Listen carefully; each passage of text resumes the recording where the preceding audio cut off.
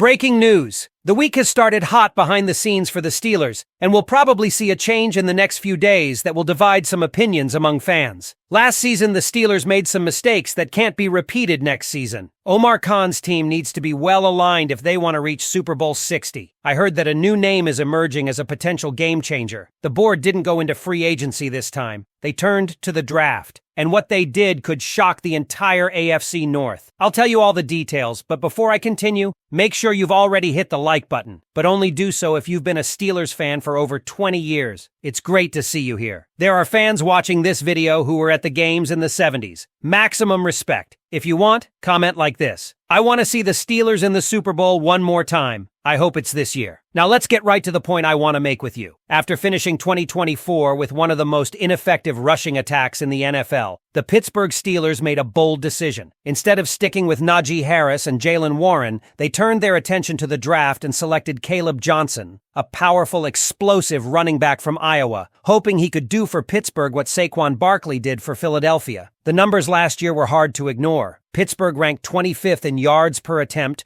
24th in EPA per rush, a negative figure, and 28th in success rate. Despite ranking 6th in rushing attempts per game and 4th in rushing play percentage, the output was abysmal. The offense wanted to run. They were built to run, but they couldn't do it effectively. And it boiled down to two core problems: poor run blocking from the offensive line and a misfit at running back in Najee Harris, who simply did not align with Arthur Smith's outside zone scheme. Najee is a power back. He thrives on inside runs, pushing piles and grinding out tough yards. But Arthur Smith's offense requires a different beast, a back with sharp vision, explosive cuts, and the ability to put a foot in the ground and burst through a gap. Enter Caleb Johnson. On paper, Johnson might resemble Najee in size, standing at 6'1" and 224 pounds, but that's where the comparisons stop. Johnson's vision is among the best in his draft class. He doesn't have blazing acceleration, but when he finds a seam, he becomes a locomotive. His straight-line speed and power make him a nightmare for defensive backs in open space. Don't let his 4.57 40-yard dash fool you. According to GPS tracking from Next Gen Stats, Johnson hit over 22 miles per hour in live game situations at Iowa.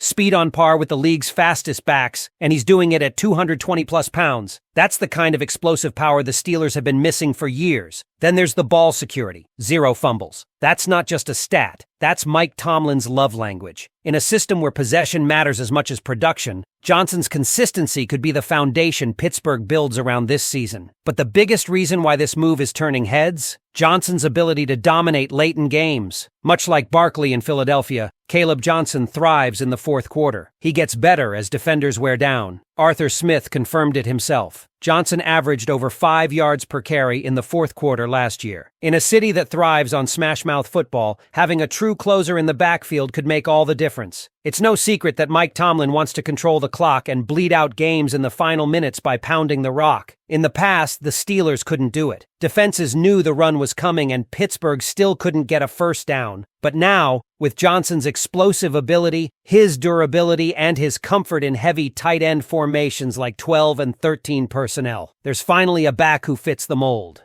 Of course, none of this happens in a vacuum. The offensive line has to hold up. Pat Meyer is still leading the group, and that's raised eyebrows. Broderick Jones, still looking to prove himself, hasn't delivered in his first 2 seasons. Troy Fautanu, while fantastic when healthy, must stay on the field. Then there's Mason McCormick, the young interior lineman stepping in to replace James Daniels. There are real concerns here, but also real potential. The coaching staff sees something in this line. They believe in its physical upside and think they've built a unit that can support a run-heavy offense. If they're right, if these young players develop, then Caleb Johnson could explode as a rookie. His scheme fit is nearly perfect. His background in Iowa's tight end heavy offense mirrors what Pittsburgh wants to do. He's experienced. He's powerful. He's ready. So now, Steelers Nation, we turn it over to you. Could Caleb Johnson truly be the missing piece that finally unlocks Arthur Smith's offensive blueprint in Pittsburgh? And now let's dig deeper into the heart of this story, because if you think this is just another rookie trying to find his place, think again. Caleb Johnson isn't just filling a spot on the roster. He's been handpicked to be the engine of Arthur Smith's offense. The Steelers took him with the 83rd overall pick in the 3rd round,